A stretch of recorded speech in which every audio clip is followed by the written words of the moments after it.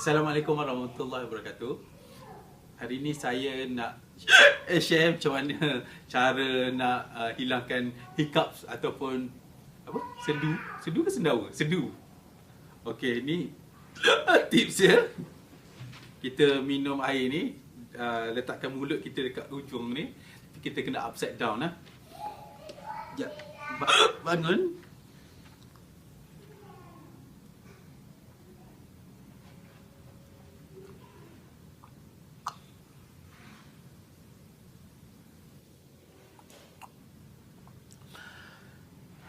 Tak tahulah, okey ke tak, tapi test dah dulu. Sekejap. Okay, kita tunggu satu lagi video.